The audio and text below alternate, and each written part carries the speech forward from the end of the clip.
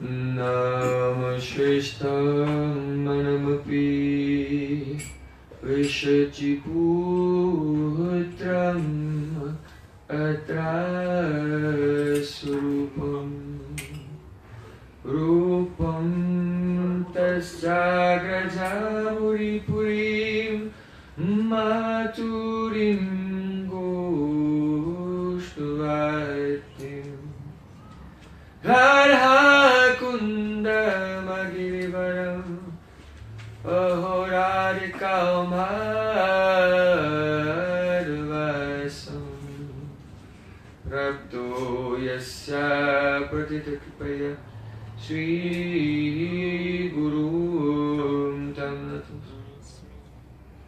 Gurave Gaurachandraya Radhikaye Tadare Krishnaya Krishna Bhaktaya Tad Bhaktaya Namo Namo Anandalilamaya Vigrahaya Hemabhaddivyat Chavi Sundaraya Tasmai Mahaprema Rasapradaya Chaitanya Chandraya Namo Namaste Chaitanya Chandraya Namo Namaste Chaitanya Chandraya Namo Namaste Bhaktya Vina Aparara Lashe Chitasta Kamaritaram Kamati Sripamaikam Sharanam Prapana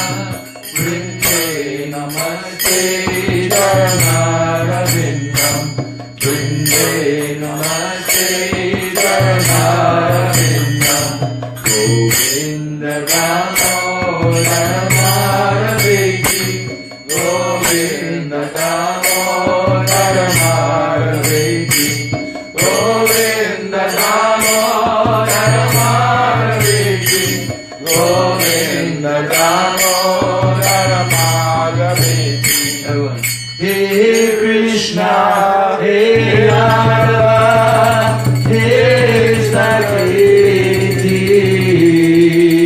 Govinda Damodara Maraviki Sham Sundar Shikanda Sikar Smaraha Samurali Manora Radhikar Sukumama Kripanidhe Swapriya Charna Kinkurim Kuru Tavaivasmi Najivamittaya Vina Iti Vigyaya Devi Tam Nayamam Chanantikam.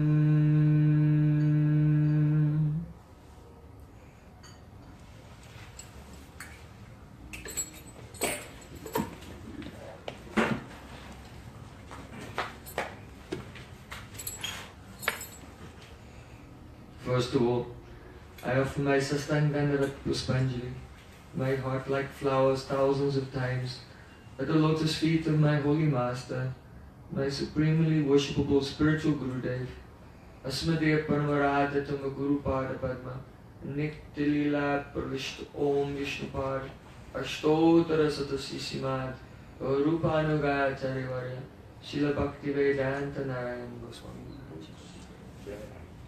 Srila Gurudev ki Jai.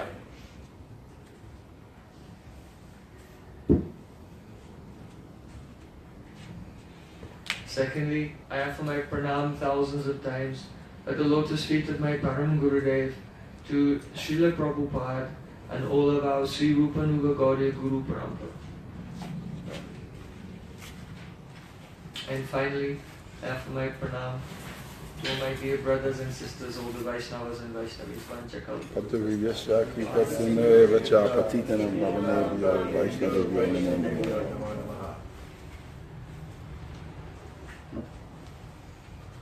So, by the causeless mercies of Sri Guru and the Gauranga, this evening we will discuss one verse, nectarine verse of the king of all scriptures, Grantaraj Srimad Bhagavatam.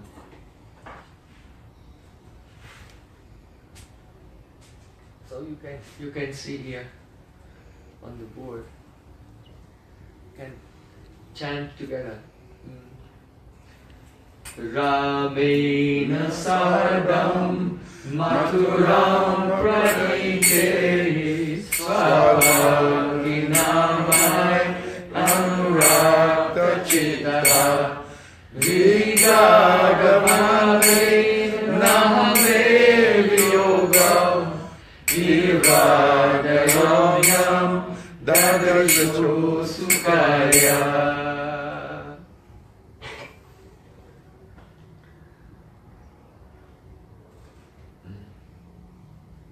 This verse is spoken by our Pramnavallabha, most beloved Sri Krishna, to his intimate associate Sri Uddhavji. When? Oh, just before Sri Krishna was about to disappear from this world, at the end of his pastimes. Krishna gave instructions to Uddhav in the 11th canto. So he's speaking this verse. Why? Because he's explained to Uddhav about different levels of devotees, different levels of sadhus, different levels of transcendentalists.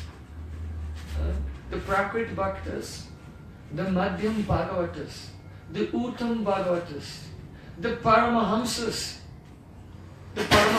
who are so illuminated with transcendental knowledge, for whom avidya or bodily identification is so far away that, just as Sri Krishna said, just as a drunk and intoxicated person is not aware whether their shirt is on or their shirt is off, in the same way, such Paramahamsas, they're not aware whether their body is on or their body is off.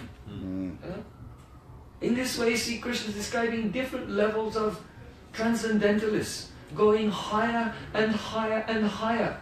So inevitably, that point will come when Sri Krishna, it will manifest in his heart. In fact, it never leaves his heart, but he is reluctant to openly speak about such things with the people in general. But now in his final moments, with his intimate associate Uddhav, Sri Krishna wants to share who are the greatest, the topmost devotees of all. Who are they? The gopis of Vrindavan.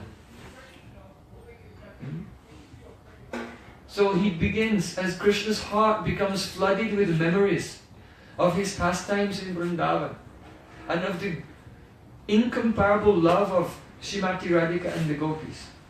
Krishna is speaking this verse to Uddhav. He said, Ramaina sadam maturam pranite. Sopalka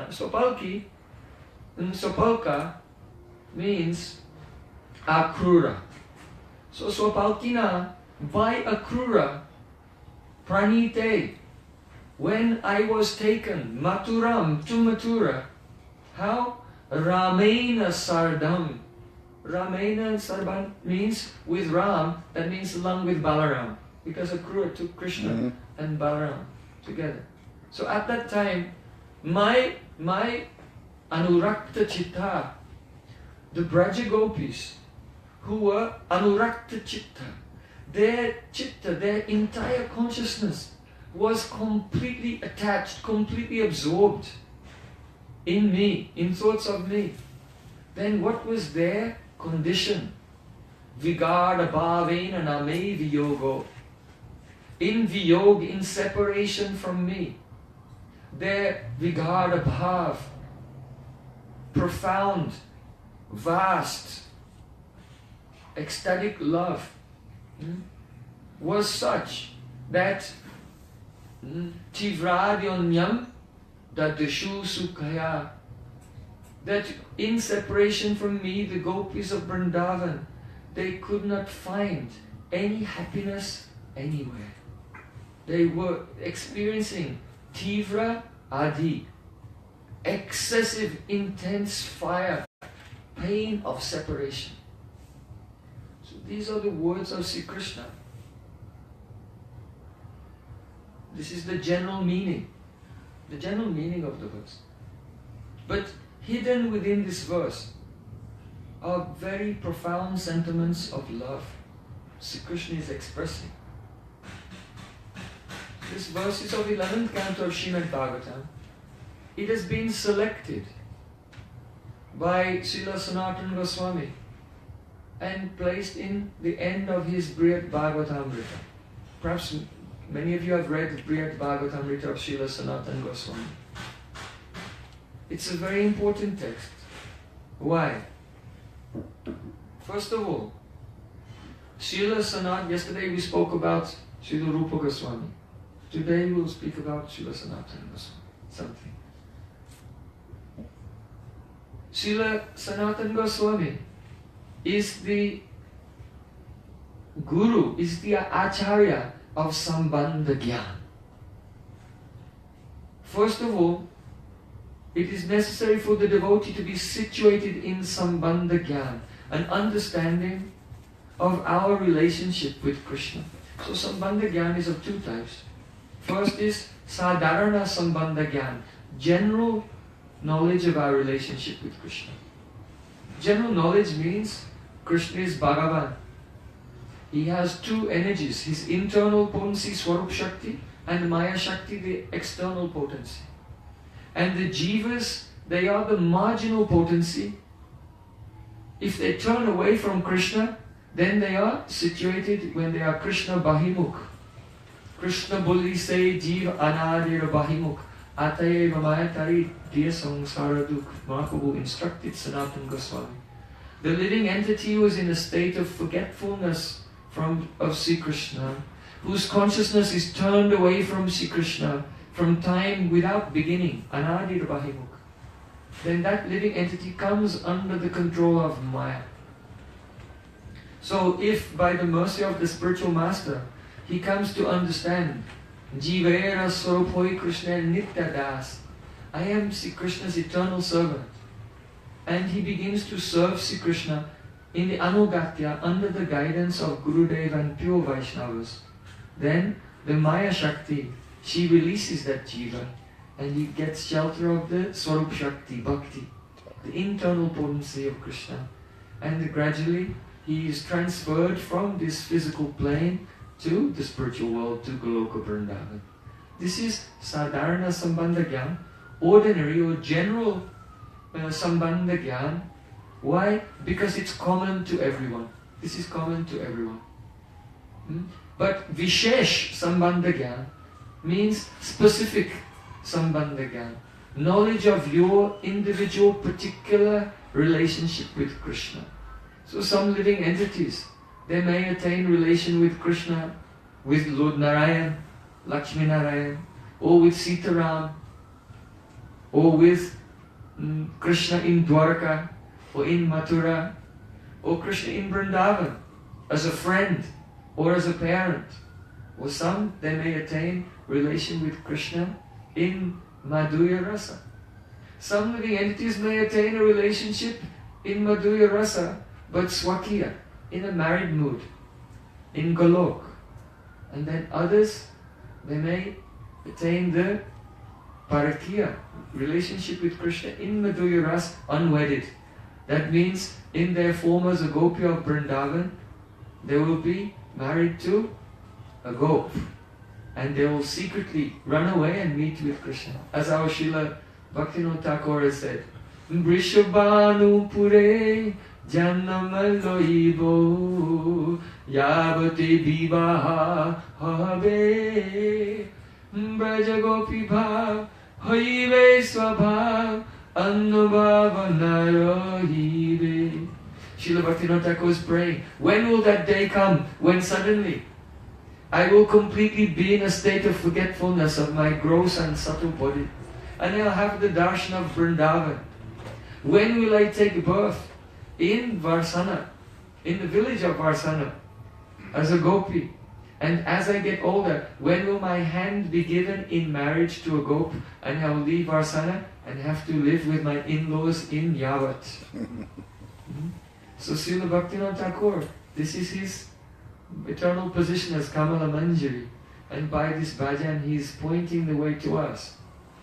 So, why is this position of Radha Dasyam, serving Sri Krishna, but serving Radha and Krishna with a greater inclination towards Radhika?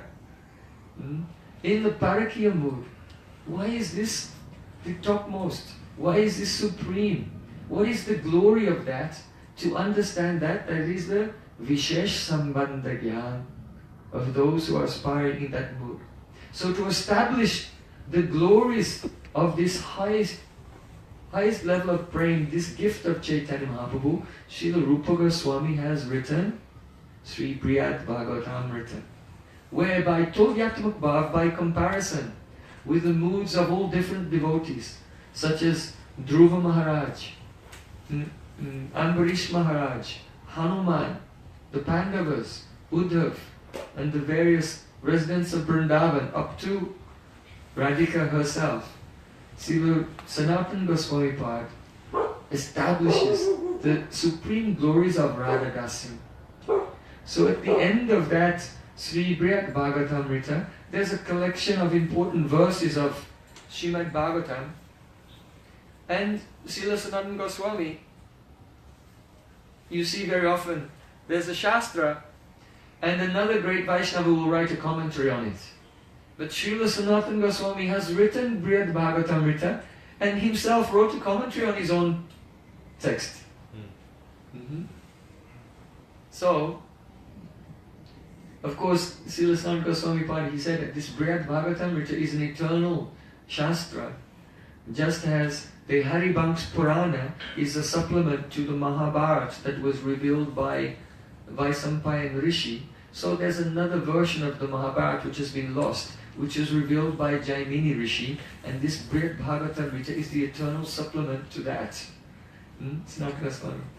So he's written a commentary on that, and in his commentary he's explaining each one of these very important verses of Srimad Bhagavatam in great detail, revealing the rasic meanings of each word, each syllable of the verses, for the benefit of us, for the benefit of the Gaudiya Vaishnavas, the followers of Sri Chaitanya Mahaprabhu, that they may chant the holy names of Krishna, and then from time to time pause, and then recite such a verse of Srimad Bhagavatam, and then again chant the holy names, and sink deeply into the meaning of each word. So this method of bhajan, this is the original, the old method of bhajan established by our Goswamis. This is called Mantramaya Upasana. To chant the holy name while being absorbed deeply in one pastime, in one place, in one location, not going here and there. This method of bhajan is called Mantramaya Upasana. Now, yesterday we discussed Sri Chaitanya Manobhishtam Stapitam Yena Bhutale. Rupa Goswami revealed the innermost heart's desire of Mahaprabhu. And that Manobhishta, in regard to not what he was realizing, but in regard to what he wanted to give to us, is something called Kevala Madhurya Mai Swarasiki Upasana. Swarasiki Upasana means the bhajan, which is spontaneous, which is a flow of realization of Radha and Krishna's leelas as they go from place to place. From Radhika goes from Yavat to Nandagaon, cooks for Krishna. Then Krishna leaves Nandagaon in the morning and goes to the forest to take the cows to graze. Radhika goes back to Yavat. Krishna gradually goes to Govardhan, and then Radhika, on the pretext of worshipping Surya Dev, leaves Yavat, and she goes to Radhakund, and Krishna sneaks away from his cowherd boyfriends and meets with Radhika at Radhakund. In this way, Radha and Krishna moving from location to location in Braj. The devotee is chanting the holy names, and this flow of pastimes is going spontaneously without any effort, without any sense of Krishna's Bhagavata, his godhood, without any, how can we say, mixture of Aishwarya Gyan, knowledge of Krishna's opulences, in a very natural, so that's called Kevala Madhuryamai, completely unmitigated, unadulterated, pure relationship with Radha and Krishna, and the service in that Leela is flowing spontaneously and effortlessly by the mercy of the Mahamantra. Hare Krishna, Hare Krishna, Krishna Krishna, Hare Hare, Hare Rama, Hare Rama, Rama Rama, Hare Hare. So that is the Manobhishta of Mahaprabhu, to give that Kevala Madhurya Mai Swarasiki Upasana. But to come to that stage is not so cheap, not so easy. So Srila Sanatana Goswami in Bhakti Rasayan, he's giving not that technique, but another approach to bhajan, that is called Mantramai Upasana, where the devotee is chanting the holy name and takes shelter of one verse of Srimad Bhagavatam. So, Srila Gurudev wrote in his commentary on Ujjwala and Nilamani Kiran, on Bhagavatamrita Kana, there, Srila Gurudev wrote, it was not the intention of Sanatana Goswami to give only Mantramai Upasana, though that's what he's described.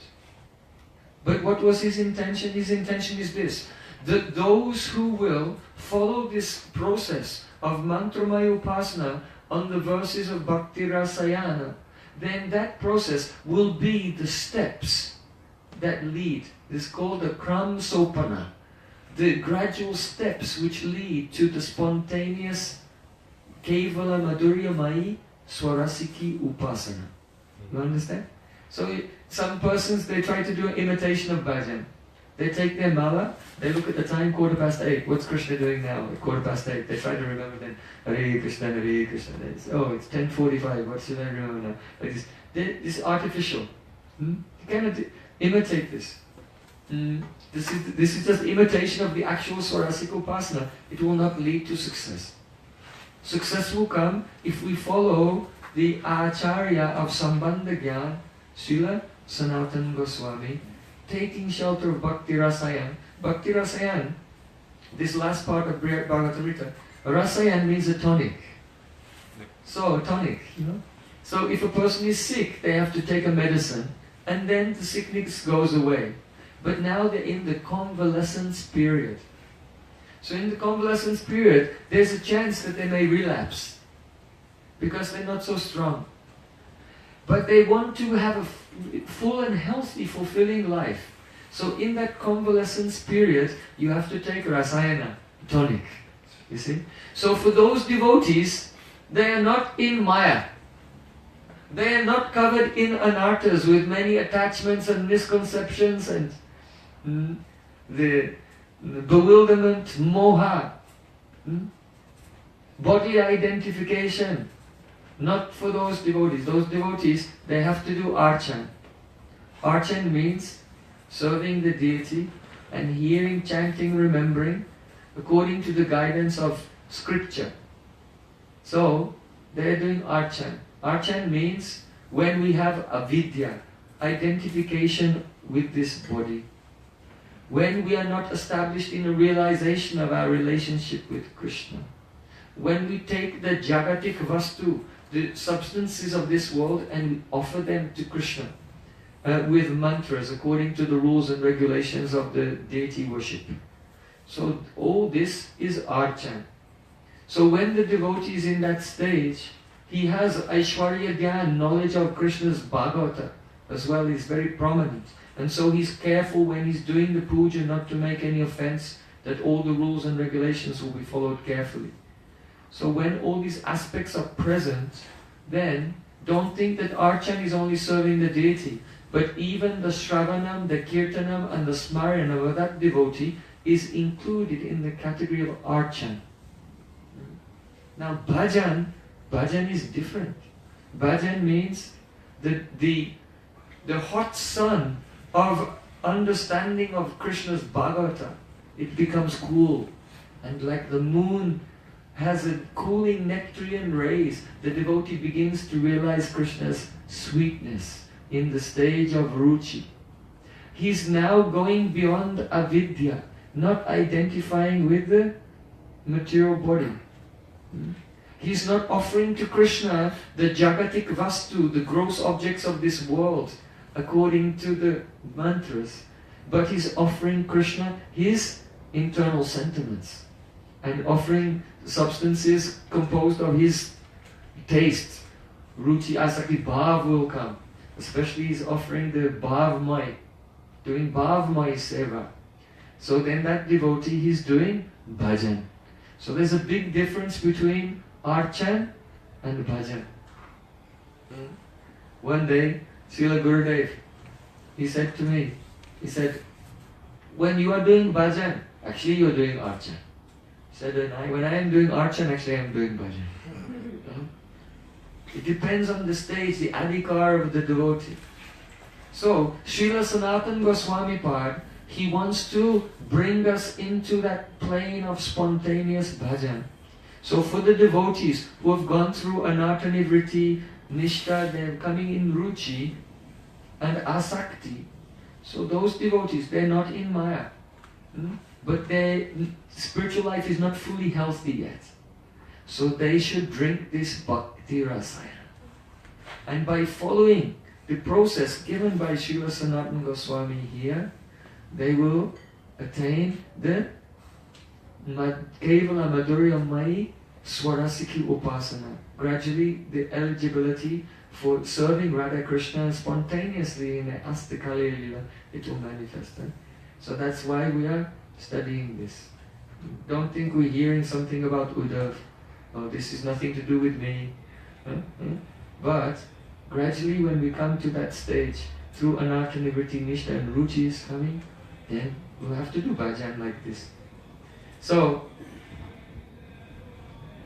in this verse, Sri Krishna, perhaps you know, his Samba, his grandson, had made a fence along with other young boys of the Yadu dynasty. They tried to play a trick on the rishis. And Durvasa Rishi was one of them. So this is my advice, don't try to play tricks on Durvasa Rishi. Durvasa can be quite ferocious. And he cursed that the Yadu dynasty would be destroyed. So in order to mitigate this, Sri Krishna went with the members of the Yadu dynasty, left Dwarka, and he went to Prabhas.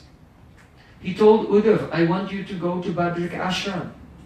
But when Krishna left, Uddhav was so attached to Krishna, he couldn't leave him. And from a distance he followed Krishna. And after the Yadu dynasty were disappeared from this world, Sri Krishna, he was also about to leave, and Uddhav approached him. At that time, Krishna spoke the glories of various devotees, and now he's revealing the glories of the highest devotees, the greatest sadhus. When we say sadhu sangha, sarva shastrikoi, sadhu sangha, lavamatra sadhu sangha, sarva siddhihoi. All the scriptures tell you must associate with the sadhu. You must associate with the sadhu. Even a moment's association with the sadhu can bring one all perfection. So, of all sadhus, the greatest sadhus, they are the gopis of Vrindavan. So really, we should say, Gopi Sangha, Sarva Shastrikoi, Lavamatra Gopi Sangha, Sarva Siddhihoi. Try to associate with those Braja Gopis. They come into this world in the form of our Guru Parampara. Srila Rupa Goswami is Rupa Manjari.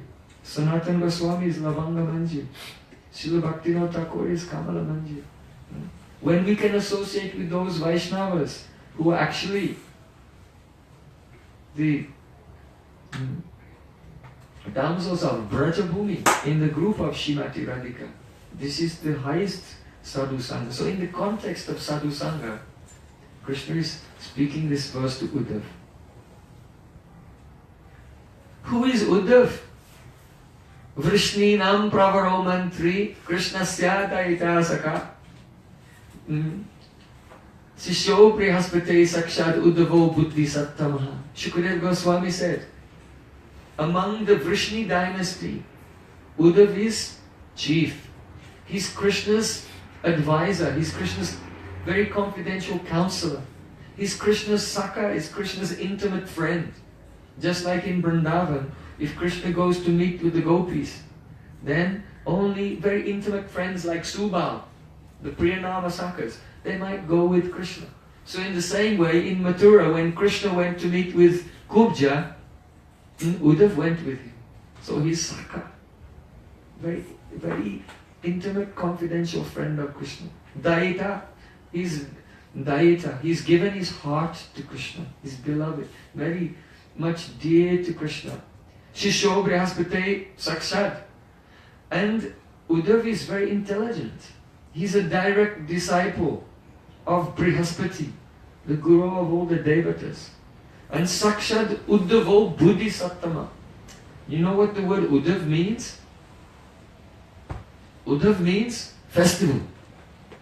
Sakshat Uddhav means that Uddhav himself is directly a walking, talking, breathing festival of joy. Wherever Uddhav goes, it's a festival of joy. He's overflowing with love for Krishna. He was actually born in a Kshatriya family from Madhya Pradesh. And there by their Varna, they have a golden complexion. But when Uddhav was a little boy, 5 years old, he used to have a deity of Krishna. He used to wake up early in the morning and bow down and serve his deity of Krishna. And sit staring at the deity of Krishna with unblinking eyes for hours and hours, not taking any food or even taking a drop of water.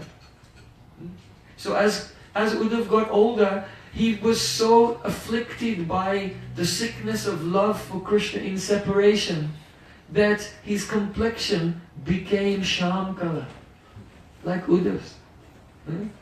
Then even his parents couldn't recognize him. What happened? So from childhood, Uddhav's love for Krishna is extremely intense. He's Krishna's cousin. Vasudeva Maharaj has a brother named Devabhag, and he's the son of Devabhag. So he's Krishna's friend, he's Krishna's cousin, he's Krishna's the advisor. And he's a walking Sakshat Uddhava, he's a walking festival of joy, of love for Krishna, wherever he goes. So Krishna has said, Na tatha me priyatama, Atma yoni na shankara, na sankashana na shri, Atma eva cha tatha bhavan. Krishna said, hey Uddhav,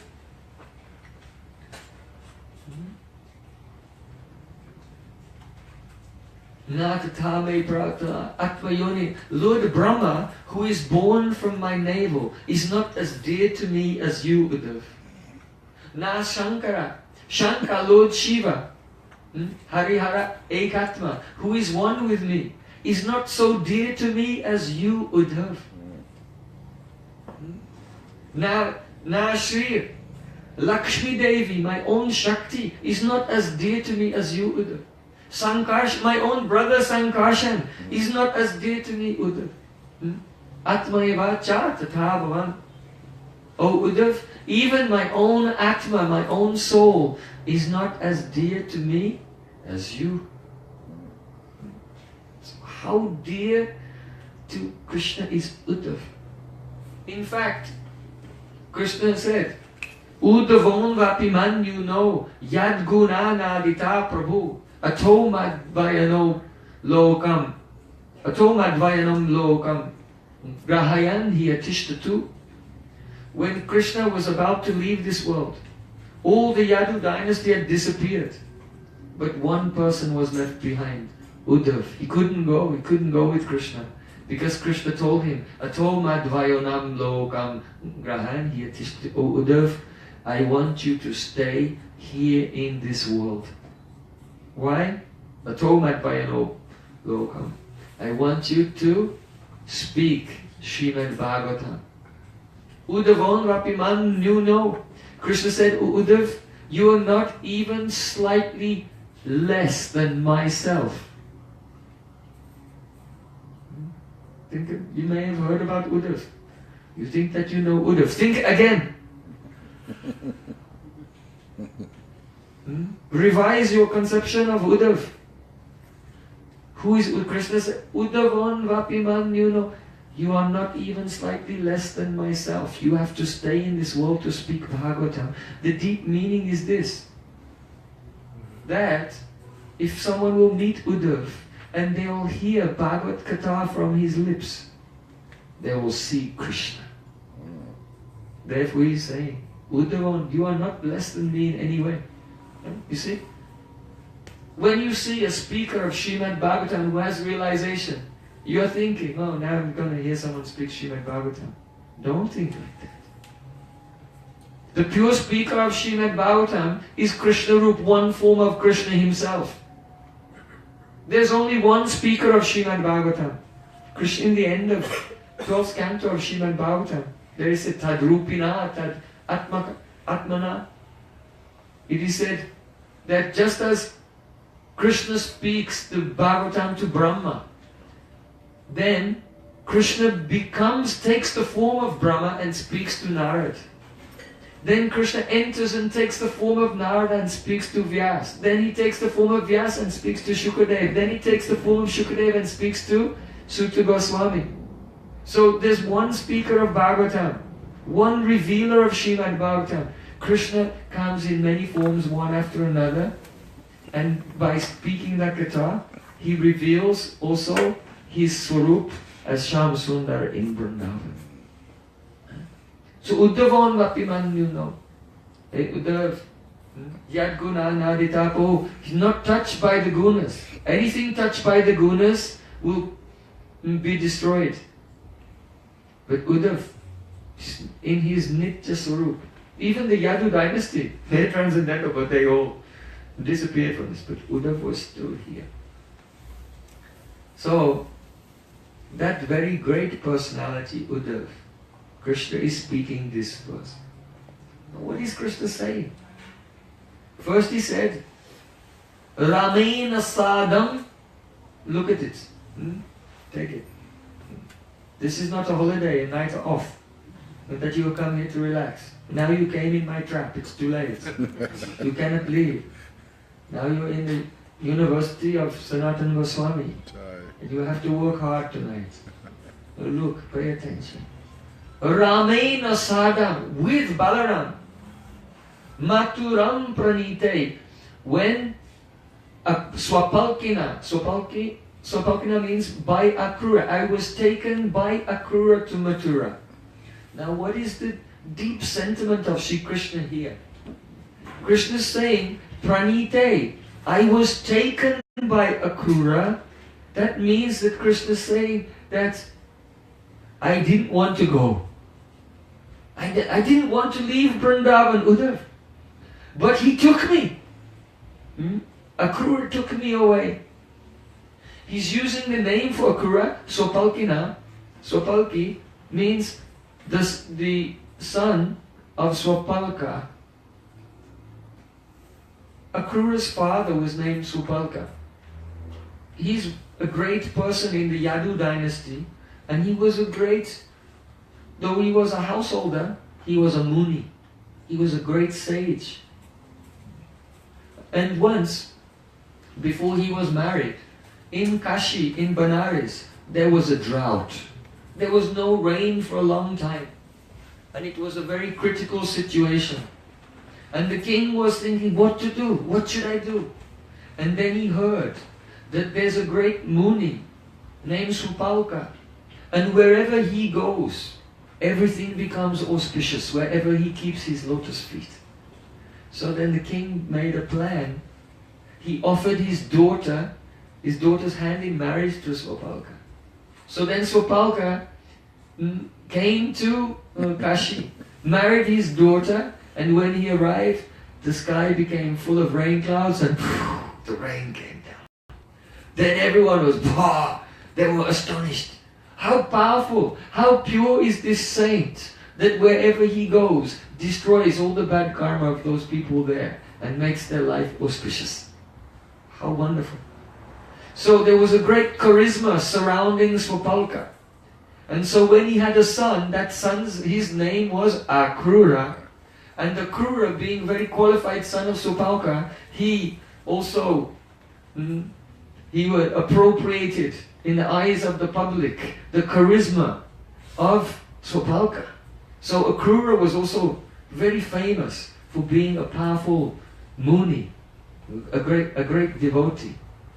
So the reason Krishna is bringing up his relationship with his father, with the Yadu dynasty, and his position of as being a very respectful Muni, is because Krishna is thinking, you know, when Akrura took me away from Vrindavan to Mathura, at that time, the Braja Gopis, they surrounded the chariots. They lay down in front of the horses. They were weeping. They were begging, trying to stop him from going. But Akrura drove this way and that way around them, and he took me away. And in this way, Akrura made offense to the Gopis of Vrindavan. But Krishna is saying, but remember, he's the son of Swapalka. So if there's a very great personality and he does something that you might consider to be offensive, but you should make some concession. Because a great personality, they have their reasons. Don't try to see something bad in it. So Krishna is saying, first of all, I didn't want to go. And secondly, though he took me and it was an offense, but he's a great personality, so we should anyway respect him. Another meaning is this, that he's the son of Swapalka, means that he's from the Yadu dynasty.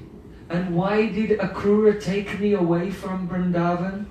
Because in Mathura, the very ferocious and ruthless demon Kamsa Maharaj was ruling with an iron fist. He had put Vasudeva and Devaki in prison. He was killing their children each year before their eyes. He was terrorizing all the members of the Yadu dynasty. He was an absolute tyrant.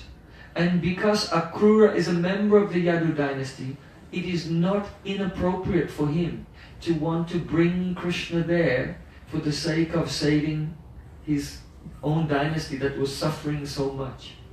With that bhav, Sri Krishna is saying, Swapalkina, remembering Akrura in this way. Ramena Sadam means he took me away along with Balaram. What bhav is in? Sanatana Goswami is explaining all of these things, because you can read this verse in Srimad Bhagavatam, but what does it mean to you? You see, if the heart is hard, if you drop a stone on the concrete floor, it will just bounce off. So when we have anarthas, then when the verses of Srimad Bhagavatam, they bounce off our heart.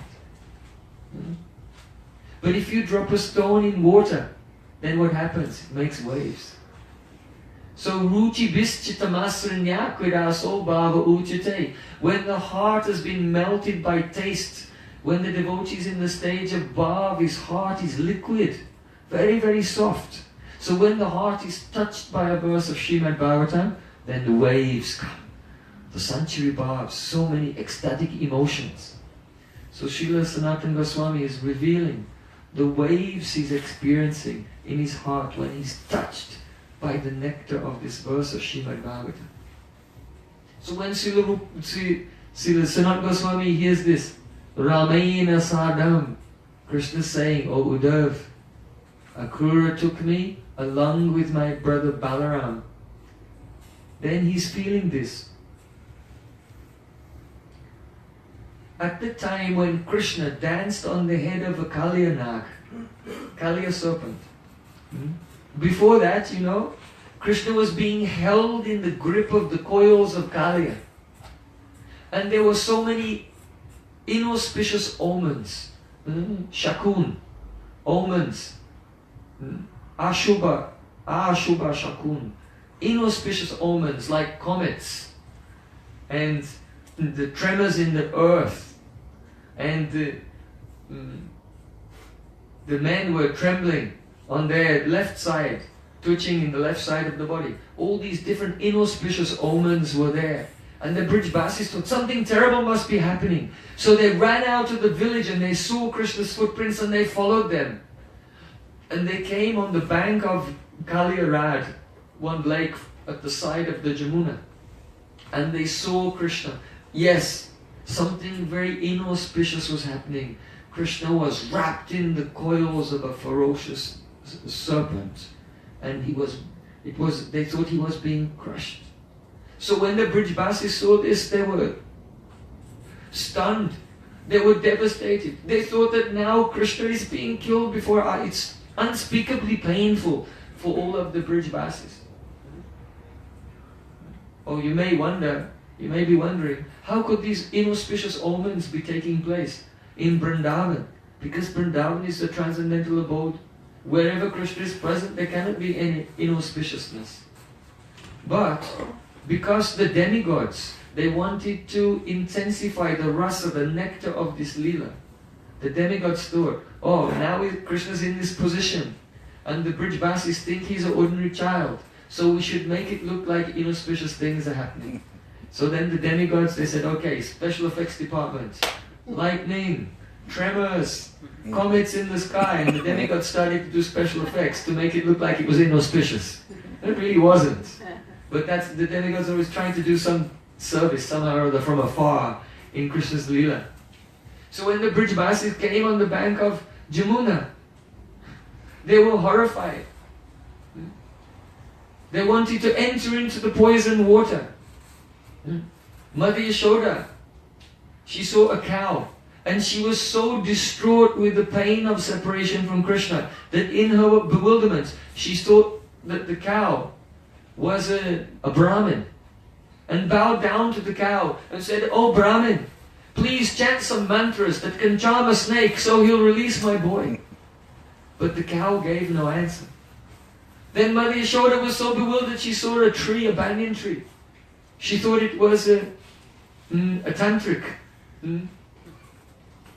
a doctor, Ayurvedic doctor, and said, "Oh," she bowed down to the tree, "Oh doctor, please give some medicine to cure the poison of this deadly snake." But there was no answer. So then Mother Yashoda, she wanted to enter into the lake. The other Brijbasis wanted to enter into the lake. But who stopped them? Balaram. Balaram spread his arms and no. Mother Yashoda fainted at once. He held back Nanda Maharaj and others. "Don't go in." And he said, "Don't be worried.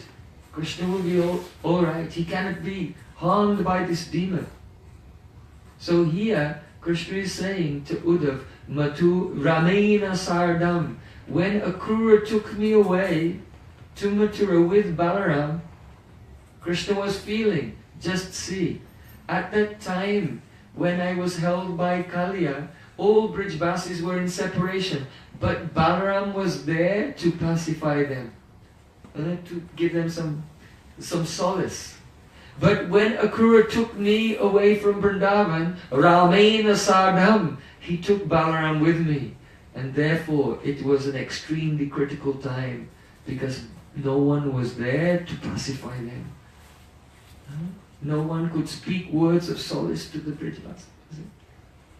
So here's this verse, we're only mentioning the first two words, Ramena Sadam. How much bhav, how much nectar is in each word, in each syllable of Srimad Bhagavatam. Ramena Sadam Mataram Pranite Swapalkina Maya Anurakta Chittaha. O Uddhav, at that time when Akrura took myself and Balaram away to Mathura, then the Braja Gopis, whose hearts were deeply attached to me. How are the Gopis attached to Krishna? Vigada Bhavena, with Vigada, deep, very profound, ecstatic love.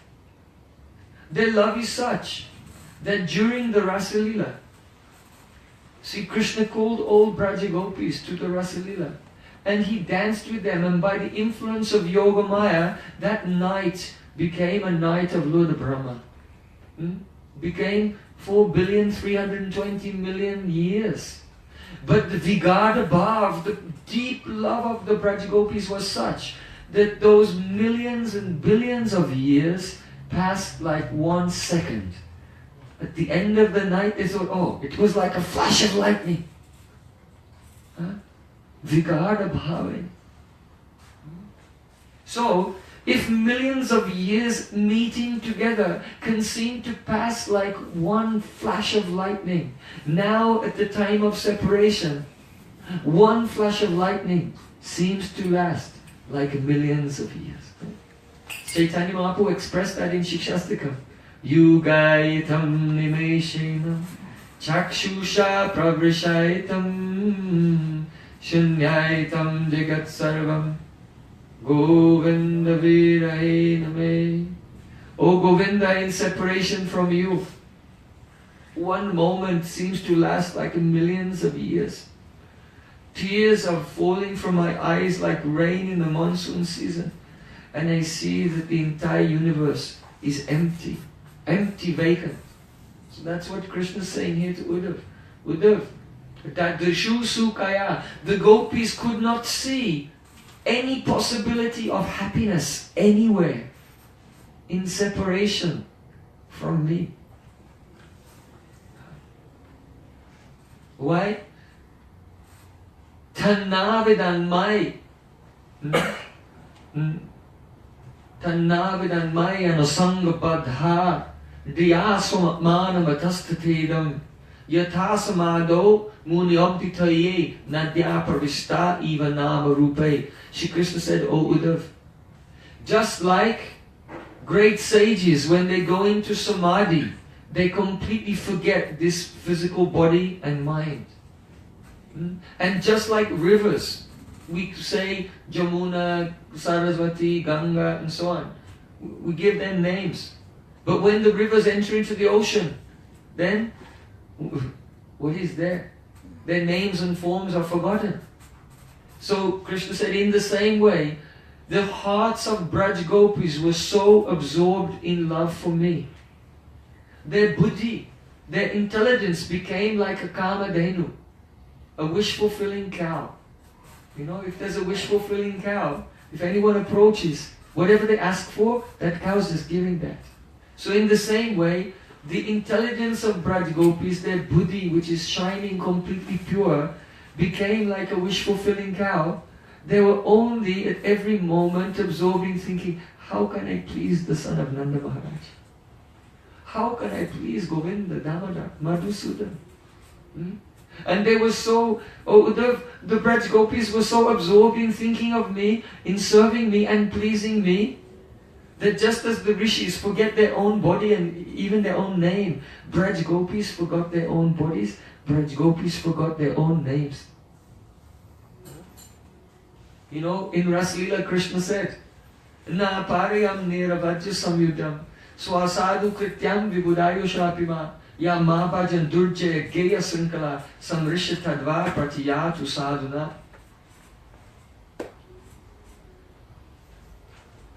Oh my beloved gopis, I can never repay you. Even if I become your servant for the duration of the life of Lord Brahma, I could not repay even one service that you have rendered to me. Why? Because Yamma Bhajan Durjaya Geha Sankala. You have broken the very difficult to break chains of the household life. Attachment to family members and religious principles. You have broken all these chains. Therefore, I cannot repay you. You have given up everything for me. But I have not given up anyone or anything for you. Your love for me is one-pointed, but my love goes everywhere. I love Yashoda and Nanda and the cowherd boys. I cannot give up any one of my devotees. I cannot even give up even one of my cows. Even Krishna is such, what to speak of giving up any resident of Vrindavan. He cannot give up any sadhak practicing devotee in this world. What to speak of any practicing devotee in this world? Even a practicing devotee who has fallen and he cannot give him up. In Gita he said, Apichat sujarataro bhajate mamananyabhak sadureva samantavyak samyak samvyahito hisaha. Hey Arjun, if with someone is one-pointed, he's dedicated to me, he doesn't serve any devatas, Deva and Devi puja, then that person, even if he does abominable activity, but still he's a sadhu, I cannot give him up. So Krishna cannot give up any devotee anywhere. But Braj Gopis have left everything, one-pointed. So Krishna said, I cannot repay you. So, what is the inner meaning of these words of Krishna? That you have broken the shackles of household life. You have left your husbands and family. You know, this is Kali Yuga. So many people are left there. They had divorce, they leave their husband, leave their wife. Happens all the time. So will Krishna say, I cannot repay you, you left your husband or you left your wife? Krishna say to them, no, never. The inner meaning is this. In Mahabhav, there's a symptom called Mohanabhavepi Sarva Vishmriti. That the love for Krishna is so intense that it obliterates one's memory of everything. So don't think that the gopis just decided, I'm going to leave my husband, I'm going to leave my family. No, it wasn't like that. But their praying was so intense that it obliterated their memory of who am I, where am I, what am I. They even forgot their own name. And just ran, just with the feeling, I must please Krishna. I exist only to please Krishna. So it's a glorification of their Mahabhav. So Krishna is saying to Uddhav, when I left Vrindavan, Vigada Bhavena Namevi Yoga, in separation from me, Braj Gopis could not experience any happiness at all. Vigada Bhav, deep ecstasy. Radharani would become so mad, and she would sometimes think, oh, Krishna is here in Vrindavan. I was just a dream. That the Akrura took him away was just a bad dream. I should make a garland for him. And Radhika would sit in the forest with flowers and make a garland for Krishna. And thinking, he'll come just now, I'll give him this garland. And Radhika is waiting and waiting and waiting. For days, Krishna's not coming. All Sakis are weeping. Govinda Damodara Madhaveti, Govinda Damodara Madhaveti, Govinda Damodara Madhaveti, Govinda Damodara Madhaveti. And when the smarna of Krishna, remembrance of Krishna becomes deep, then it becomes spurti, vision of Krishna. Radhika could feel two soft lotus fragrant hands over her eyes. She said, who's that? Is that Lalita? Is that Vishaka? Is that you? Then Krishna jumped in front and said, no, it's me, Krishna. Krishna took his pitambar, his cloth, and began to wipe away the tears of Radhika. Radhika said, why did you leave me? And Krishna, wiping away her tears, said, I'll never leave you. I'm always with you. Then Radhika reached out her arms to embrace him, and then she saw nothing was there. And she fainted. Krishna saying, Uddhav, oh Uddhav, Vigada Bhavena Namevi Yogo. When I left Vrindavan, there was nothing, there was no place, no situation in which Braj Gopis could find any happiness day and night. They're burning in the fire of separation from me. That fire is more intense than a Baranal. That means sub-aquatic volcano. You know, if there's fire, you can put some water on it, it will go out. But when there's a volcano underneath the ocean, even though it's buried under millions and millions of gallons of water, it will never go out. Braja Gopi's separation is like that. So Uddhav, Krishna is telling to Uddhav, oh Uddhav, I am feeling so much regret. Now Krishna wants to tell Uddhav something about the gopis in this verse that he couldn't tell him before. He couldn't. There are two places in Srimad Bhagavatam where Krishna glorifies the gopis of Vrindavan to Uddhav. First of all, when Krishna had gone to Mathura, one day Uddhav was searching for him. He's looking everywhere. Where did Krishna go? He couldn't find him.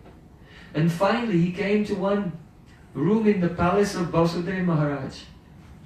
And Krishna was sitting alone. And when Uddhav approached him, he saw that he had tears in his eyes. And Uddhav was shocked. Why? Because for Uddhav, Krishna is Sachidananda Vigraha. He's Anandamaya, he's full of joy. Uddhav never thought Krishna sits alone and weeps. What is it? What pain is he feeling? So at that time, Krishna, he looked at the Jamuna river and he saw that there were high waves flowing in the Jamuna. And Krishna could understand why. Because millions of Braja Gopis were crying on the bank of Jamuna in Vrindavan, and their tears were flowing in Jamuna and making the waves. And it was coming from Vrindavan to Mathura. Krishna was thinking, I have to do something. I have to send a message to them, to give them some solace.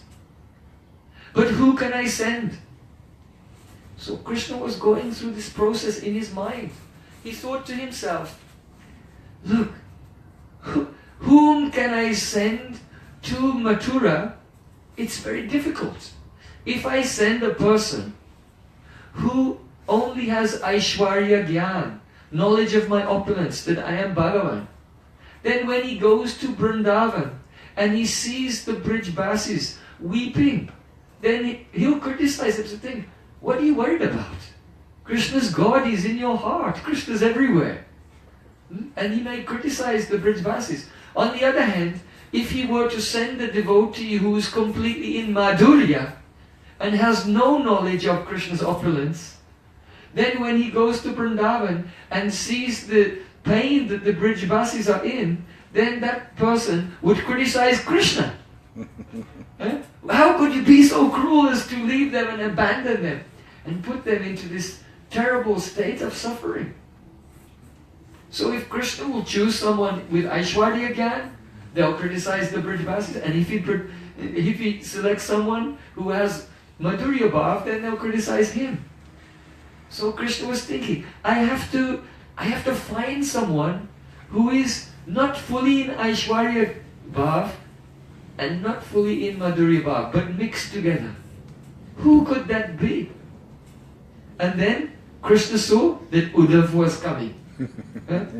So once there was a man and he had a very expensive jewel. And he put this jewel on a chain, a golden chain. And one day he thought, where's my jewel? And he was looking everywhere. Where's my jewel? I've lost my jewel. And then suddenly he realized, oh, I'm wearing it. And it was right there on the chain around his neck. It's right here. So in the same way, when Krishna was thinking, what person has that right mixture of Aishwarya Bhav and Madhurya Bhav, whom can I send to Mathura? When Uddhav approached him, then Krishna was like that first, oh, that very person was here all along, Uddhav. And Krishna took the hand of Uddhav in his hands and he said to Uddhav, Gachtuddhava Brajam Somya Pritro now Pritimavaha Gopinam Madhviyogadim Matsandeshar Vimochaya. Gachta Uddhav. Uddhav, go. Where? Brajam. go to Braja, Pitruna Pratima Baha, and bring some consolation to our parents, Nanda and Yashoda.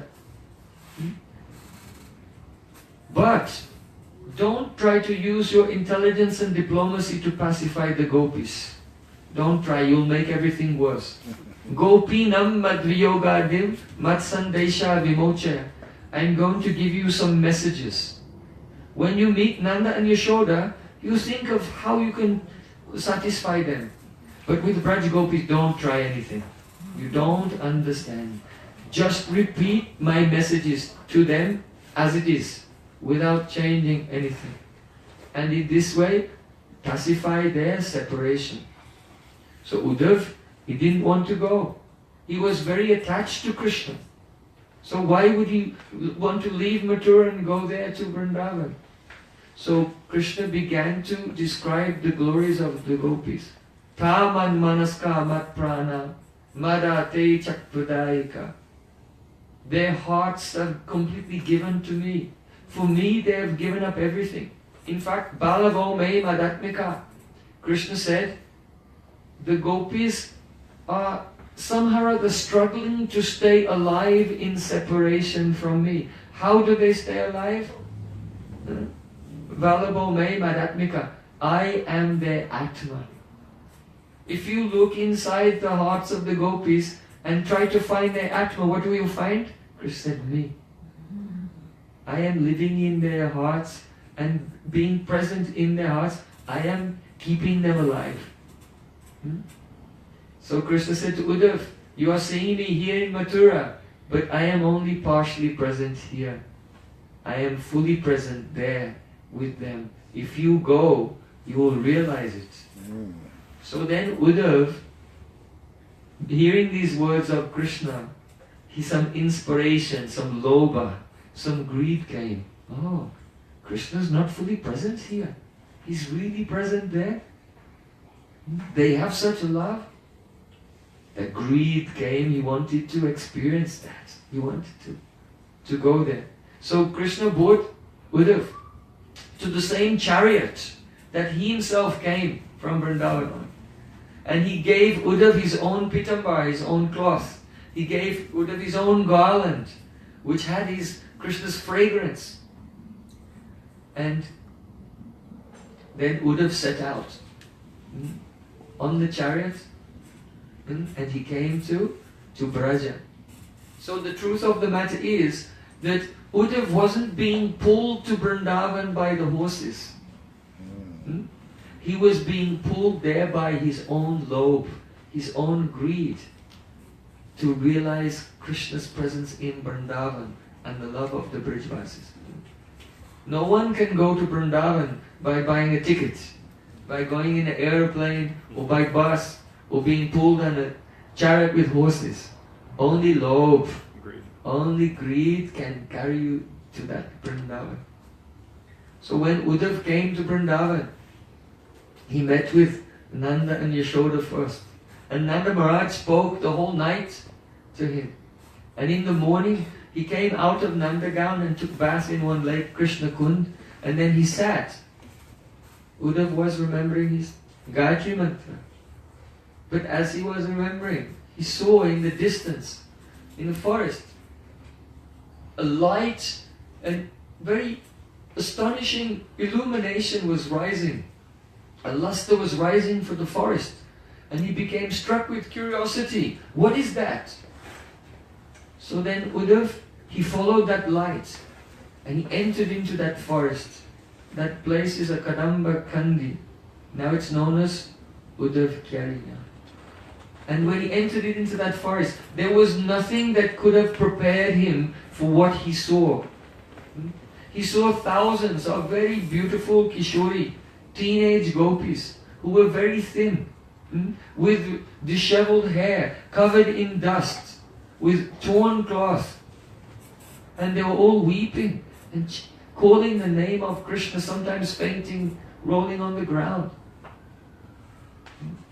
And especially, he saw one most beautiful young gopi. And the bumblebee was flying around her feet, and she was shooing the bumblebee away, and she was quarreling with the bumblebee. When Uddhav saw her, then he realized, oh, this must be Srimati Radhika. And from a distance he was watching. Uddhav bowed down, he gave pranams to her.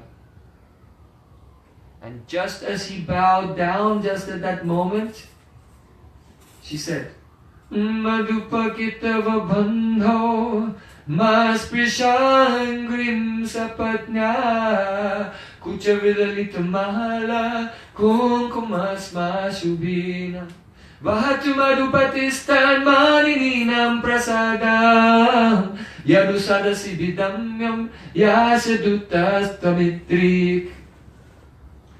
Oh Madhupa, friend of a cheetah, don't touch my feet. Huh? It's very interesting, because when you give pranam to someone, what does that mean? That means in your mind you're touching their feet.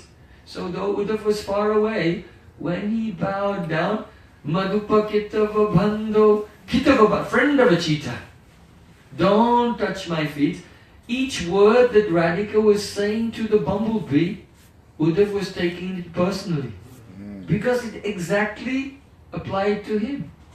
Because you are Kitava Bandhu, friend of a cheetah, you are friend of Krishna. You have come from Mathura. Kucha Vilalita Mala Kunkumasma Subirna. Radharani said, don't touch my feet because you are Madhupa. Madhupa means one who drinks wine. Honey is bumblebee, but also Madhu means wine. So Mathura is the place of the Yadu dynasty, and the Yadu dynasty are famous for drinking alcohol. You know how they disappeared from this world, right? They all got drunk and they fought with each other. So the Yadu dynasty are famous for drinking alcohol, and Madhupuri is a place where they have so much wine. When the Kshatriyas, they drink there. So if someone drinks alcohol, then they're contaminated. Rather, don't touch me, don't contaminate me. Madhupakitava bandho mas prasangram sapatnya kucha vilalita mala kunkumasma shubhina. Oh bumblebee. Bumblebee was humming. And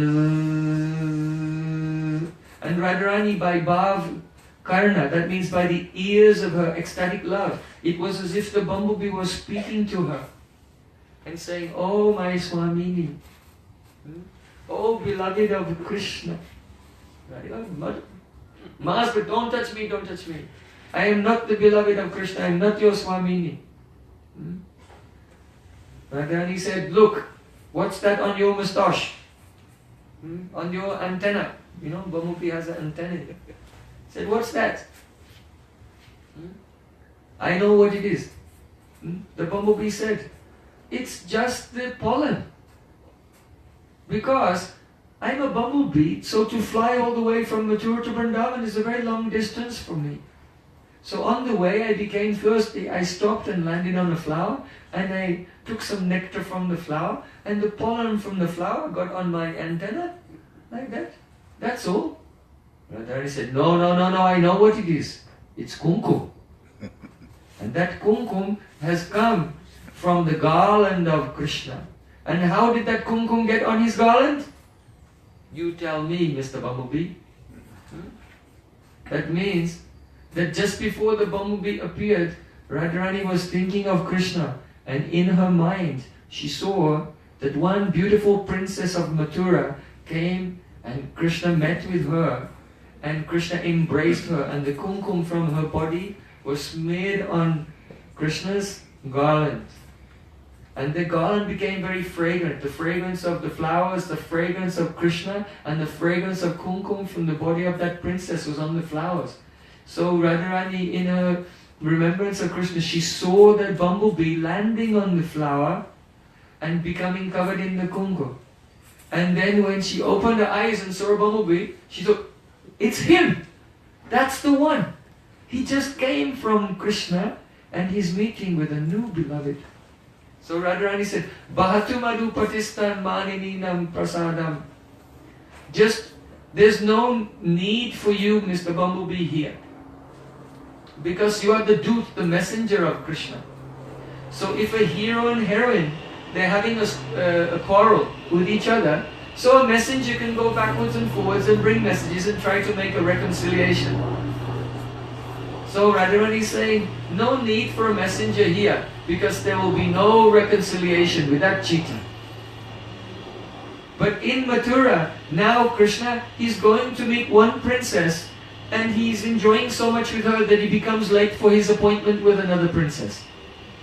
And then when he goes to meet with her, she's upset that he's late, and then he becomes late for his appointment with another princess. So Bumblebee, we have no need for your services here in Vrindavan. You should go there to Mathura. Krishna needs some counselor, some mediator, to mediate in his quarrels with all these princesses in Mathura. So, Bahatu Madupatistan, Mani, there in Man now, Mani Ninam Prasadam, Yadu Sadasi Vibadambam, Yassidu Tastamidrik. Oh Bumblebee, a person who employs a messenger like you will become Yadu Sadasi Vidambyam, the object of ridicule by the members of the Yadu dynasty. Why is that? Because you have come here to Vrindavan to tell me, oh, Krishna loves you. Krishna's only remembering you. Krishna thinks of you and he never thinks of anyone else. But while you're telling me this message, you have the cosmetics from his new girlfriend all over your face. But you're so drunk you don't even realize it. So, Krishna is like a chuchundra. Radharani said, chuchundra means a muskrat. So muskrat, when a muskrat meets with a female muskrat, then they go to a secret place no one can see. But because the fragrance of the muskrat meeting with his beloved spreads out, even though no one can see, but the fragrance, anyone can detect it and they know there's a muskrat over there. And meeting with his associate. Like that. So Radharani is saying, oh Bumblebee, Krishna will become ridiculed in the Yadu dynasty. Why is that? Because he has an unqualified messenger like you. Because Krishna is like the chuchundra. Krishna is similar to a muskrat. He's secretly doing so many pastimes, but you are like his fragrance. And you are going everywhere, and only by seeing you, Bumblebee, everyone will come to know what Krishna is doing in Mathura. So in this way, Radharani, she's quite mad, in love for Krishna, speaking with the Bumblebee, and Uddhav from a distance is watching and thinking, I have never seen a Prem like this ever before. I have never seen anything like this.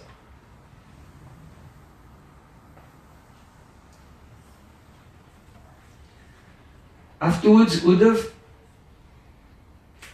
he thought, how could Krishna leave Radharani? How could he leave the Braja Gopis? It's a most terrible thing. And Uddhav had doubts in Krishna. So just then, as he was feeling these doubts, Uddhav heard a voice. Hey Uddhav, I never leave Vrindavan. And Uddhav looked and he saw Radha and Krishna were together, sitting together, smiling, laughing. And Uddhav, he was astonished. He fell on the ground to give Dandavat Pranam. Krishna, you were here. You were here. I thought that you were there in Mathura. You were here. And Uddhav fell on the ground and gave pranams. And then he lifted his head to touch the feet of Krishna and take his dust. But when he looked up, he saw, disappeared. And only Radharani was there crying and arguing with the bumblebee. Then Uddhav realized, he prayed, Sarvato bhavadikrito bhavatinam madoksaje virahina mahabhaga mahanmaya nugraha kritaha. Oh gopis, only you have the adhikar, the qualification to love Krishna with this mahabhav. It's not in anyone but you. And now I understand. Bhavatinam adoksajay. You love Krishna who is adoksaj. Adoksaj means beyond the perception of the senses. Because Uddhav realized that he was in Krishna's Prakat Leela. But beyond the range of the senses, Krishna's Aprakat Leela, unmanifest pastimes, were eternally going on. And Krishna never leaves Vrindavan. So Uddhav is not seeing the Nitya Leela. He saw it for a moment and then it disappeared. And now he's seeing the Prakat Leela of this world, the Naimitic Leela of Krishna's leaving, and all gopis, though they're eternally with Krishna, they're showing him their separation. So Uddhav said, Virahena Mahabagha Mahanmay Anugraha Krita. O gopis, you are very merciful to me by showing me your separation. Why? Because love is very difficult to understand. When the lover and beloved meet together, it's very difficult for others to understand how deep is their love. But when separation comes, then their heart breaks and the love pours out in their weeping in separation. Then a person understands, oh, their love is so deep. So if Uddhav had seen Krishna's Leela meeting with gopis, he would not understand. So Virahena Mahabhaga Mahanmaya Anugraha Krita. He said, gopis, mercifully you have shown me your separation. So I can have some insight into the depth of your brain. Then Uddhav began to offer so many prayers. He said, Kve mastriyavana chari vyabachara dusta Krishneko chaisa paramatmani rudabhava Nandashvaro nubhajato vidishopi sakshat sreyasthanocha gadaraja ivopayukta. Uddhav was pointing his finger and his finger was trembling. He said, Kve mastriyavana chari vyabachara dusta. Means, where are these gopis and where am I? Vyabhachara dushta. It appears that the gopis are contaminated by vyabhachara, irreligious activity, because they abandon their husbands and their families, they transgress dharma. But the gopis are not vyabhachara dushta, contaminated or defiled by the irreligious activity, going against dharma. Who is in that condition? Contaminated by the irreligious activity. I am. Why? Because all Shastra tells us, Sarva dharmam prityajya mamekam shanan praja. Abandon everything and surrender to me, Krishna said. But who has actually done that? Everyone's love takes a particular form according to their sambandha, their relation with Krishna. And they never go out of that. That is called Sambandha Rup, Sambandha Atmik Bhakti. The friends always act like friends. The parents always act like parents. They don't go outside of that. But the Braj Gopis, their love for Krishna is not circumscribed by any rule or regulation. So it is called Kama Rupa Bhakti. It transgresses all boundaries and therefore it increases unlimitedly. So Uddhav said, where are the gopis and where am I? The gopis are on the top of Mount Everest of Prem. I cannot even see how high their love is. I cannot understand. It's beyond my intelligence. Uddhav was like, Srila Gurudev gave an example. He said, this person is wearing a hat and they're trying to look at the top of a very high building. So they go like this. And then their hat falls off. So Uddhav was like that. Uddhav was trying to see the top of the extent of the gopis' love, and his buddhi, his hat and his buddhi, his intelligence fell off. His intelligence failed. There's a Brajbasi poem. Uddho suddho ho gayo brajagopin kebo jnana bajai dugdugi baja prema katho. You know Hindi, right? You speak Hindi? So in Hindi every sentence ends with he. So in Brajbas becomes oh. Uddhav is Uddho. Uddho, Shuddho, ho, not ho gaya. Ho gayo. Uddho, Shuddho, ho gaya. Uddhav became Suddha, purified. By what? Braja Gopin ke bol. By the words of Braja Gopis. Jnana bhajai dugdugi. In Vedic culture, if there's a competition between two people, then when the loser is introduced, they play one drum, dugdugi. And when the winner is introduced, then they play dole. Boom, boom, boom. So Jnana bhajai dugdugi, bhaja prem kadol. When Uddhav came to Vrindavan and met with the gopis, then his gyan, his knowledge was the loser, failed. And the prem, the meeting of Uddhav and the gopis is like the beating of the dhol, beating of a kettle drum, resounding. That love is superior to knowledge. So Uddhav saying, oh, where are these gopis and where am I? They're on the top of Mount Everest and I'm like a little ant at the bottom. I cannot see the extent of their prem. So Uddhavji offered many prayers to Braja Gopis and he stayed there in Vrindavan for many months. And he told the messages of Krishna to the gopis. And he went, they did parikrama, they went all over the different forests of Braj. And they traveled with Uddhav here and there, and Uddhav would speak about Krishna's pastimes. And hearing about Krishna from Uddhav, gopis would have a spurti. One day, gopis were crying.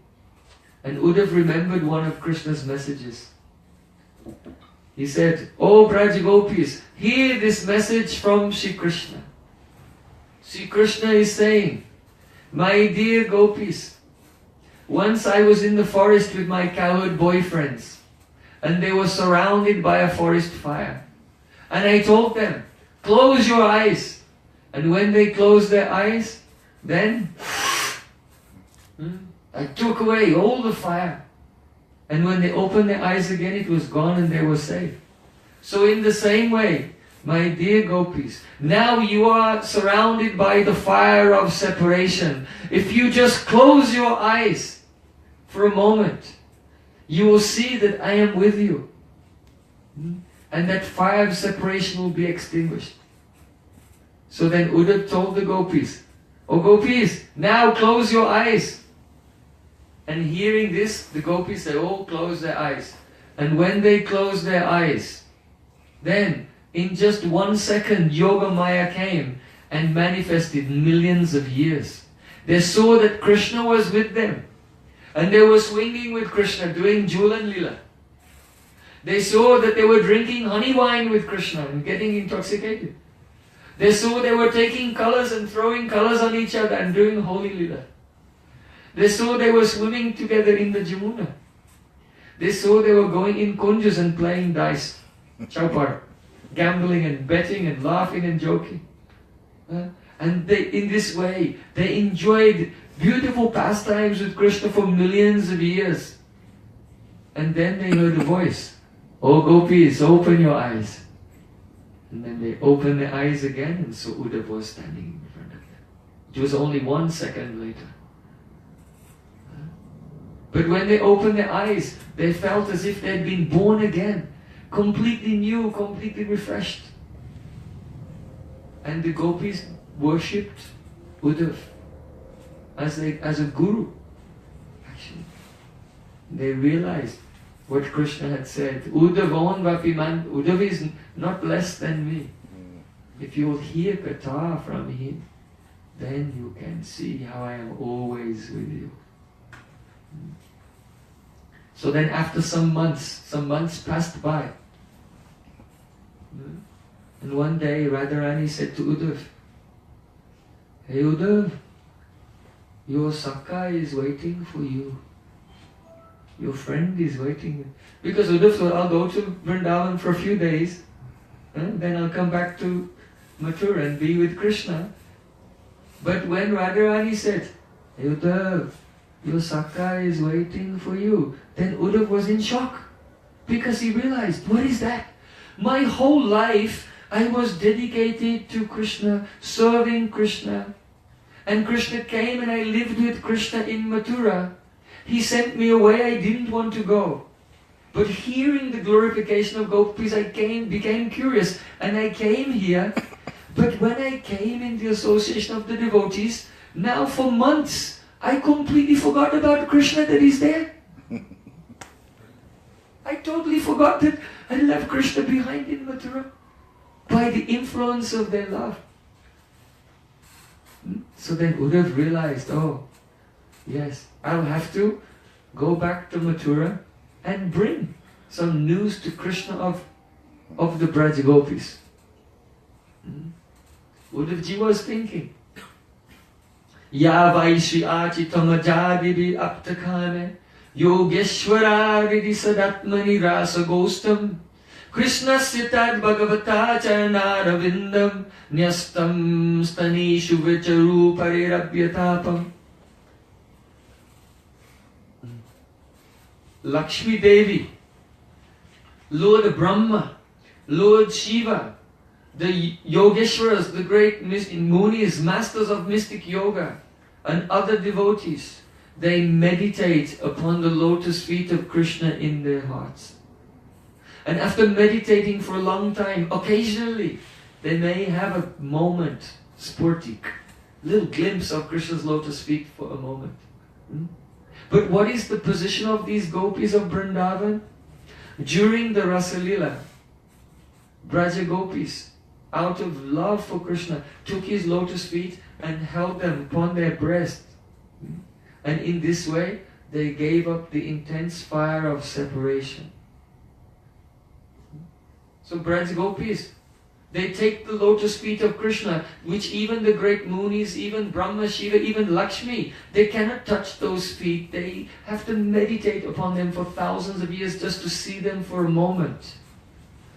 So how the gopis are so superior to all other devotees. And actually, when the Braja gopis take the lotus feet of Krishna on their heart, don't think that the gopis are burning in separation and by the touch of his feet, their separation goes away. But more than that, the lotus feet of Krishna are burning in separation from the gopis. And his fire of separation goes away when he touches their hearts. When Uddhava was thinking in this way, he thought, wait a minute, Krishna told me you should go to Vrindavan and you should pacify their feelings of separation. But how can I pacify their feelings of separation? Only Krishna's direct presence can do that. When they hold his feet upon their hearts. So why did Krishna send me here? What was the purpose? Actually, I cannot really fully satisfy them. Only Krishna's presence can do that. So why is it that he sent me here? Do you know? Why? Srila Sanatana Goswami said, at the very end of the 10th canto of Srimad Bhagavatam, Shukadev Goswami describes the Prem of Rukmini, Satyabhama and the queens of Dwarka. There is a Geet there, just like earlier in Srimad Bhagavatam there's Venu Geet, Pranay Geet, Gopi Geet, Yugal Geet, and then Brahmar Geet. So at the end of the 10th canto there's a Geet called the Mahishi Geet, the song of the queens of Dwarka. How even when they're with Krishna playing in a lake in Dwarka, they get praying by Chitya, and they experience that Krishna's gone far away to a distant land. And they're lying in their beds at night and tossing and turning, they cannot sleep. One of the queens hears the sound of the ocean waves in Dwarka and says, "Oh ocean, you're also like me, tossing and turning the whole night, you never sleep." Is it because your lover is far away? And she's seeing her own bhav in the ocean. So Shukadeva Goswami glorifies the praying by Chitra of the queens of Dwarka. And in the end, he says, Jagat Gurum Bratra Buddhya Kasam Kim Vanyate Tapaha. Shukadeva Goswami in the end of the 10th canto, he said, what person can possibly glorify the love of the queens of Dwarka? who are related to Krishna, who is Jagat Guru, the Guru of the whole universe. They have Bhartri Buddha. They think we are his wives and they directly serve him. Who can speak the extent of whatever austerities they must have performed to get the Supreme Personality of Godhead as their husband and serve him so intimately? Shukadeva Goswami speaks this. It's like the crown jewel, the last closing words of the 10th canto of Srimad Bhagavatam. So we have to understand something of the Bhav of Shukadeva Goswami. Shukadeva Goswami is Gopi Bhav Avista. He's completely absorbed in the love of the gopis of Vrindavan. And because of that, when he's ending the 10th canto, he wants to glorify them, but he cannot. Because he's feeling so much separation from Radha and Krishna that if he will glorify Parakya Rasa, he will just faint. And he won't be able to finish the 11th canto and most of the 12th canto. So, the Shukadeva Goswami speaks in Parokshavad. Parokshavad means indirectly. He hides his own feeling, and to hide his feeling, he glorifies the Swakiya Rasa, the married mood of the queens of Dwarka. But his bhav is that he wants to glorify the gopis of Vrindavan, but he hides that and glorifies the married mood. Why? Because if he'll openly say what he's feeling, he may faint. So, if Shukadeva Goswami cannot directly express the glories of Parakya Bhav, then who will do it? So Krishna had to find someone who could see the glories of Parakya Bhav, but was not exactly absorbed in that. And that was Uddhav. So Uddhav realized, oh, Krishna has sent me to Vrindavan. Because Uddhav is a pramanik vyakti. He's an authoritative person. If Krishna will say, my gopis of Vrindavan, my beautiful girlfriends of Braj, their love is so high, then people will say, oh Krishna, you know, he's a liar, he tells so many lies. And anyway, everyone says my girlfriend is the best. So Krishna is not a pramanik vyakti, we can't accept. But Uddhav being a disciple of Brihaspati, and not being Gopi Bhav Avishta, like Shukadeva Goswami, not absorbed in Madhurya Ras, but himself is absorbed in Dasya Ras with some Sakya Bhav mixed in. Then Uddhav is a qualified person to see and appreciate Gopi's Bhav and then be able to speak and glorify it without fainting. So finally, Uddhav ji said, Vande Nanda Braje Strinam Padarenam Apikshnasaha Yasam Harikatkud Geetam Punati Bhuvanatayam. I bow down from far away in the direction of one speck of dust on the feet of the gopis of Vrindavan.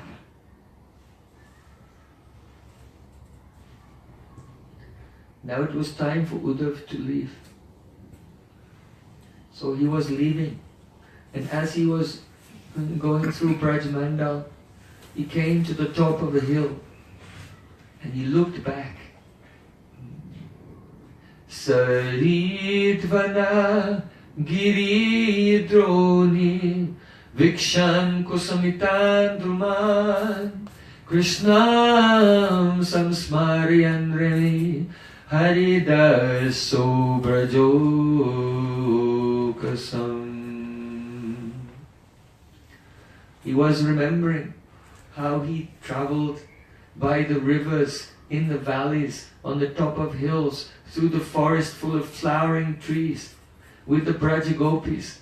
And he was relishing the pastimes of Krishna in their company. And now he came to the top of the hill and he looked in the distance and he saw all gopis, they were still talking to each other. One gopi was glorifying Krishna, one gopi was saying, oh, stop talking about him, let's talk about something auspicious for a change. They can't stop. Whether they're glorifying him, whether they're criticizing Krishna, whatever. Uddhav was quite astonished. And from there he came back, came to Mathura. So, when Krishna first told Uddhav, go to Braja and glorified the gopis, there were certain things that he couldn't say. Uddhav wouldn't be able to digest it, he wouldn't be able to understand it.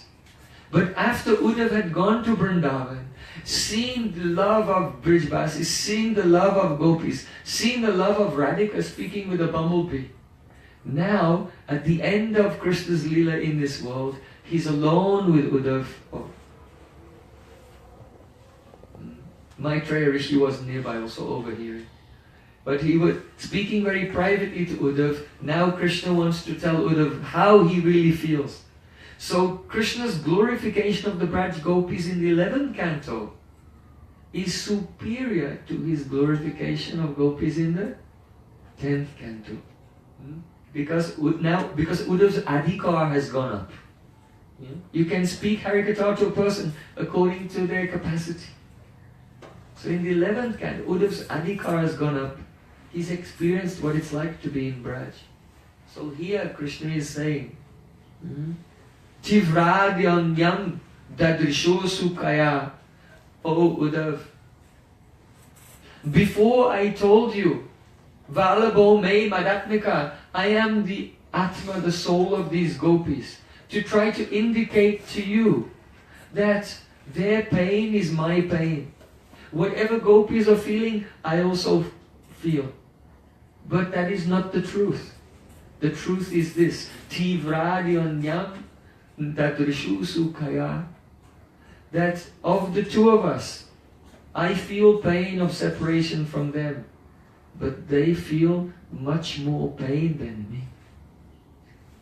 So in this verse, Krishna is confessing to Uddhav, they could not find any happiness anywhere. Why? Because my name is Madhusudan. Madhu means honey, or Madhu means happiness. And Sudan means one who drinks, or one who cuts. So Krishna's name is Madhusudan. That means that if someone has a relationship with Krishna, he will cut all their happiness and they will suffer so much. They'll be in complete pain and misery. So be careful. Don't listen to anything about that black person, Krishna. He's black on the inside and on the outside.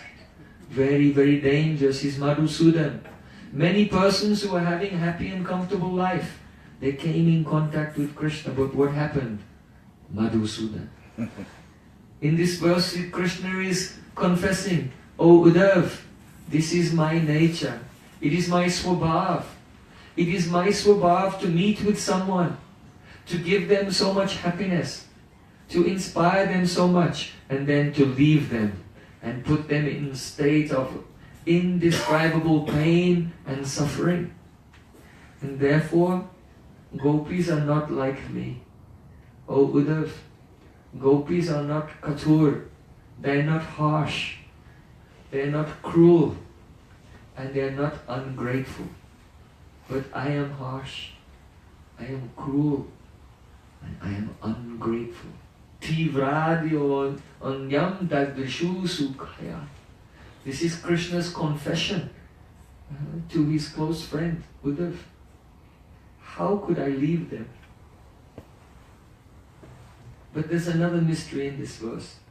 We're coming to the last but one word of the verse. Forgive me, I'm trying to explain this verse, but it's like an ocean. And I cannot, maybe I missed out a few words. I cannot come to the end of it.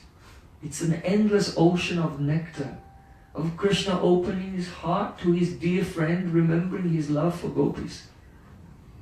Here, Dadrishu, it means they did not see Sukaya, any cause of happiness in the world in separation from me. So Dadrishu is in the perfect tense, past perfect tense. It indicates something that happened in the past but is now over. It's completed, it's a completed action. So when Krishna said they were suffering so much, they did not see any happiness, means that now that situation is over. It indicates that by the time the Dwarka Leela was going on, quite a long time before that, Krishna from Dwarka went to fight with Dantavakra. So you know, Dantavakra attacked Mathura, and from Dwarka Krishna came and fought with Dantavakra and mercifully liberated him. Or killed him, whichever perspective you look at it. So killed him, liberated Dantavakra, but then Krishna realized, I'm so close to Braja, and he crossed the Jamuna in his chariot to the forest on the other side. So the forest on the other side of the Jamuna from Mathura is called Lohavan. Have you been there? Lohavan. There's a village called Gaurai. So when there was the solar eclipse at Kurukshetra, Krishna came with all the Yadu dynasty to Kurukshetra, and the Brijbasis came and met with him. Yeah. And Krishna told Braj Gopis, oh my dear Gopis, there are only a few more demons I have to kill, and then I will return to Braja. So when all the Brijbasis riding on their bullock carts returned from Kurukshetra, they didn't go back to Nandagal and Varsana, but rather all Brijbasis were camping in the village of Gaurai, that is in Lohavan. And they were waiting because Krishna had promised to return. So after killing Dantavakra, Krishna crossed the Jamuna in his chariot and was blowing his conch. Brijbasi thought, what is that? And they looked in the distance, they could see some dust flying into the air. And the chariot was coming. And they began to run in the direction of that chariot. And then they saw the flag sticking up through the dust. And on the flag was Hanuman. No, because that would mean that Arjuna was coming. It was Garuda on the flag. Krishna's chariot has Garuda. Right? Arjuna's chariot has Hanuman, Krishna's chariot has Garuda. They saw it was Garuda on the flag, then they knew it really is Krishna returning. And though they were running so fast, they became stunned, stamba, in ecstasy. And they froze like statues. But in their heart, they didn't know they were still running. In their heart, they were still running, but their bodies again. And then Krishna pulled up on the chariot and jumped down, and all Brijbasis surrounded him and embraced him. Jayati janani vaso devaki janmavado yadubara parishat swayar dobirasyana dharmam sthiracharabhajinagana susmita srimukena Vajapurabanitanam Vadayan Kamadevam. And they were united. Then Krishna met with all Brijbasis and Vrajagopis, and then in one form Krishna became Aprakat. That means with all Brijbasis he entered into this unmanifest Leela, eternal Leela, and Krishna expanded himself, and in another form he came on his chariot back to Dwarka. And that form of Krishna is now speaking this verse to Uddhav to pacify him. Yes, they were in great pain, but dadrishu sukaya. That pain, it came to an end because though I am just winding up my Dwarka Leela now, my Braj pastimes have already returned to Goloka Vrindavan at that time when I went to face Dantavakra. So in this way, many bhavs, many ecstasies, many elements of the love of Krishna for Braj Gopis and Gopis' love for Krishna, and also Krishna's relationship with Uddhav. This verse of Srimad Bhagavatam is saturated with all these bhavs. So Srila Sanatana Goswami has given many such verses and explanations in Brihad Bhagavatamrita so that the devotees can chant Hare Krishna, Krishna Krishna, Hare Hare, Hare Rama, Rama Rama, Hare Hare. And remember the meaning of each word, each letter, and sink into that, become lost in that. Gradually, their mantramaya upasana will become Swarasika upasana, and in a spiritual form, you will enter into the eternal pastimes of Radha and Krishna. This is our method of bhajan. Bhai Vrindavan Bihari Lal ki jai, Bhai Saniwali ki jai, Jai Jai Sri Radhe Shyam. Gaur Prema. Hari wonderful. Grantaraj Srimad Bhagavatam ki jai, Uddhav Ji Maharaj ki